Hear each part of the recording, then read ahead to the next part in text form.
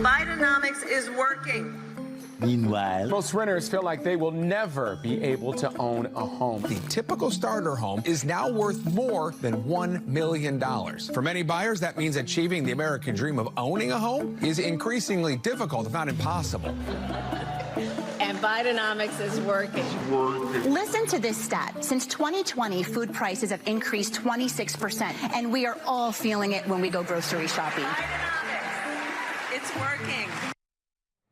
No, it's not. That new Trump campaign ad hammers home the point that it's the economy, stupid. That, of course, was the famous line credited by James Carville helping Bill Clinton win the presidency in '92. Meantime, Kamala Harris, she promises to fix the economy now. If you look at her rallies, does she not know that she's already in office and that she and Joe are the ones who broke it? Joining me now is Richard Stern. He is the director of budget policy at the Heritage Foundation. Also with us, Hillary Fordwich, president of Strellmark Business Development Consultants. Thank you so much for joining us both. Richard, let's start off with you. Kamala Harris is now saying she wants no taxes on tips. She's literally stealing that from President Trump. She's also now vowing to fix the economy if elected. What do you think about this? It would have been nice if she had kept her promises the first time she got elected. But is that asking too much for left-wing politicians? Probably is. But, I think you hit a great point there. All of the ideas she's stealing from President Donald Trump. And the rest of what they've done is sent prices up 20% overall for everything, more for food, more for rent, more for gas and groceries. Let me tell you a harrowing statistic on this. So when Trump left office, the average interest cost on a new mortgage for the first year was $8,000. Still a lot of money, but it is now $23,000. It takes half of a median worker's paycheck just to pay the first year's interest on a brand new mortgage. Why? Because the government is running deficits, eating everybody else's lunch at the buffet table, leaving scraps for the hardworking American middle class.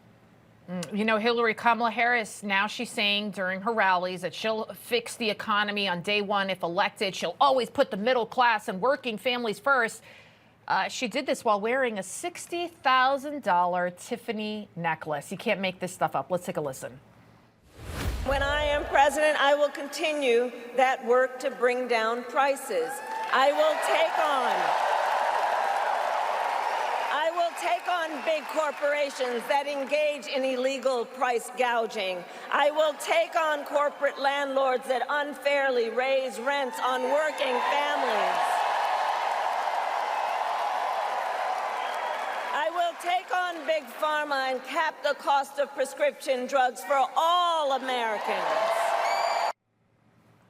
Why doesn't she do it now? And how tone deaf can you be, Hillary? Because we looked it up, Tiffany, $62,000 Tiffany necklace. Maybe she got a discount, who knows, but come on.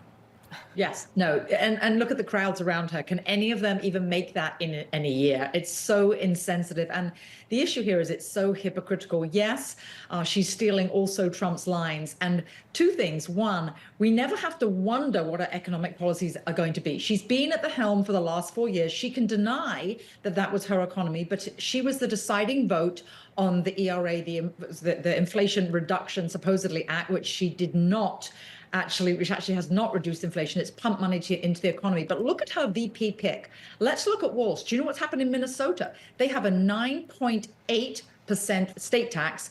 That's on top of obviously federal taxes, and they're hemorrhaging jobs, they're hemorrhaging people. They have actually lost people. So there are only 8 states in America that are losing population. California is one of them, and Minnesota is another one of them. So look no farther than the states that they represent. Those are the policies that have been in place. And as we know that Chevron obviously has left California. Do you want the same policies of California and Minnesota, 2 failing American states, or do you want what former President Trump offered when we were booming and had a booming economy? That's the question. That's the ultimate question. Were you better off 4 years ago? Or are you better off now? Let's take a listen to this ignorance of the Biden-Harris campaign. The team, how their take on the economy has just been it's pathetic. Take a look. The Financial Times and the Wall Street Journal initially called my plan Bidenomics. I'm not sure they meant it in a totally complimentary way at the time. But guess what? It's working. While our economy economy is doing well by many measures, prices for everyday things like groceries are still too high. You know it and I know it. Quick reactions from both of you. Richard, you go first. You know, the one thing the left used to get right was how to do propaganda. They can't even do that well anymore. And how about you, Hillary? Yes, well, you can put lipstick on a pig all you want, but a pig is still a pig. I think the American people are not fools. It's pocketbook issues. It's always been right. Carver was right. Bill Clinton was right when he said it's the economy stupid. Bill, as you said, Ronald Reagan asked, are you better off than you were 4 years ago? All Donald Trump needs to do is to stick to policies and peace and prosperity. That's what he needs to do. Not personal attacks, but point to these facts. You agree, Richard? Oh, absolutely. Yeah, look, here's the thing. What Trump is offering, what conservatives offer is an economy that rewards the innovators, the entrepreneurs that actually employ people, that make the stuff that we use, the clothes on your back, the food on your table, the roof over your head. What does the left do? Their entire economic policies involve shouting at them, regulating them, strangling them, and then being confused why somehow that means we have less stuff available to everybody. It's bad economics, it's bad policy. I can't even imagine another 4 years of this. Richard Stern, Hillary Fordwich, thank you so much. Pleasure, Thank you. Lydia. Bye, Richard.